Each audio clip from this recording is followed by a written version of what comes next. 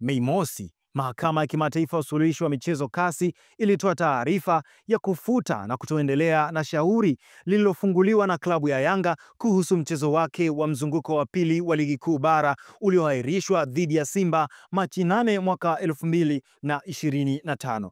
Yanga iliomba CAS mechi ya marudiano baina yao na Simba isipangiwe tarehe na pia ipewe pointi za mezani. Mechi hiyo ilikuwa ichezwe Machi 8 mwaka huu, lakini ikaahirishwa baada ya Simba kuzuiwa kufanya mazoezi ya mwisho kwenye uwanja wa Benjamin Mkapa siku moja kabla ya mchezo. CAS imeamua kutupilia mbali shauri hilo kwa vile Yanga haikufuata utaratibu wa kushughulikia malalamiko yake kwa kupeleka shauri hilo CAS kabla ya kuanza na vyombo vya ndani. Jopo la majaji walioamua shauri hilo limeongozwa na makamu wa rais wa kitengo cha usuluhishi wa rufaa za CAS, Elizabeth Steiner. Steiner, raia wa Australia, aliyeongoza uendeshaji na utoaji uamuzi kuhusu shauri hilo, ni gwiji wa masuala ya sheria na hilo linathibitishwa na wasifu wake.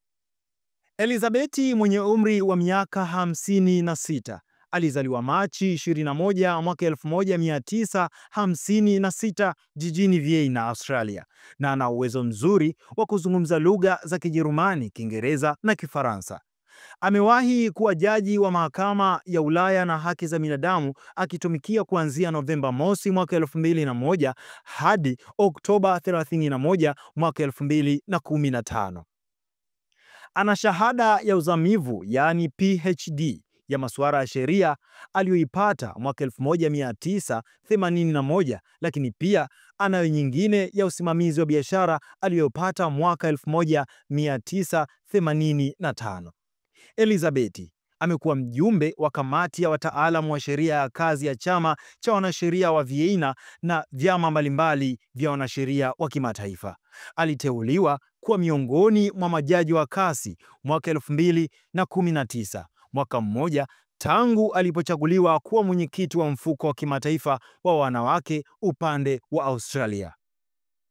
Muda mfupi baada ya CAS kuamua hilo, Bodi ya Ligi Kuu Tanzania Bara TPLB imetangaza kujiandaa kupanga tarehe ya mechi hiyo, na nukuu: Mahakama ya Kimataifa ya Usuluhishi wa Michezo CAS imetupa rufani ya klabu ya Yanga yenye kumbukumbu namba CAS 2025-A-1129-8 ambayo klabu hiyo iliifungua dhidi ya Shirikisho la Mpira wa Miguu Tanzania TFF kuhusiana na mchezo nambari 184 wa Ligi Kuu ya NBC kati ya Yanga na Simba Sports Club.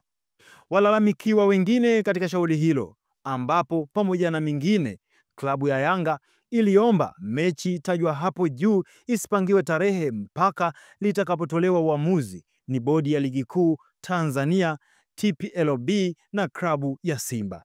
Kutokana na uamuzi huo wa CAS, Bodi ya Ligi Kuu Tanzania inaendelea na maandalizi yake kuhitimisha msimu wa Ligi Kuu ya NBC wa mwaka 2024 mwaka 2025 na kufanya maboresho ya ratiba ya ligi, ukiwemo mchezo namba 184 kati ya Yanga na Simba, kisha kutangaza ratiba mpya mapema iwezekanavyo, imefafanua taarifa ya TPLB.